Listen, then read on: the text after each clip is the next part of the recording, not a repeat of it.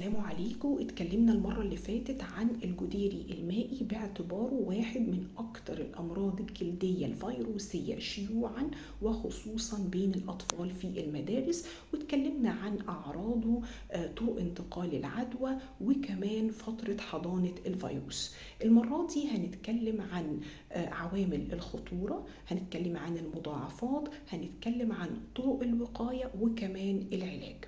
ايه هي بقى عوامل الخطورة او الفئات اللي احنا بنقلق عليها عند الاصابة؟ طبعا الاطفال حديثي الولادة او الاطفال الرضع وكبار السن، وده ليه؟ لان دول فئات مناعتهم قليلة وبالتالي اكثر عرضة لحدوث المضاعفات. كمان النساء الحوامل، الناس اللي بتاخد ادوية تثبط من جهاز المناعة، وكمان الناس اللي عندها أمراض تؤثر على جهاز المناعة زي السرطانات وغيرها، ربنا يعافينا ويعافيكم يا رب.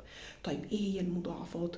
المضاعفات هنا ندرة الحدوث، ولكن لو حصلت بتكون خطيرة، زي الالتهاب الرئوي، زي انه ممكن يحصل التهابات بكتيرية في الجلد وفي العظام والمفاصل والدماغ.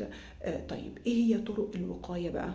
الوقاية اولا عن طريق تجنب مصدر العدوى. الحاجة التانية اخذ اللقاحات المخصصة ضد هذا الفيروس، لكن لازم نبقى عارفين حاجة مهمة قوي، انه اخذ اللقاح لا يمنع الاصابة بالعدوى، ولكن هو بيقلل من حدة العدوى. يعني الطفح الجلدي بيكون بسيط، الارتفاع في درجة الحرارة بيكون بسيط او ما يحصلش ارتفاع في درجة الحرارة خالص. طيب طرق العلاج ايه؟ العلاج هنا الهدف الأساسي منه هو تخفيف الأعراض، زي مثلا مضادات الهستامين، خوافض الحرارة، المسكنات، لأنه الجسم قادر من تلقاء نفسه إنه يحارب العدوى.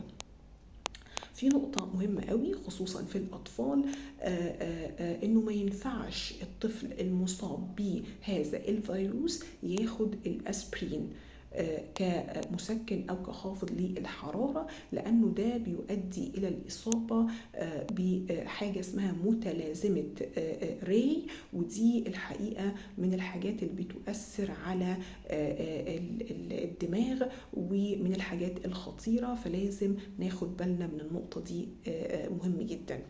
طيب في المرات الجاية إن شاء الله هنبدأ سلسلة فيديوهات نتكلم فيها عن تأثير الصيام على بشرتنا وعلى شعرنا، وإزاي نقدر نتجنب التأثيرات السلبية دي.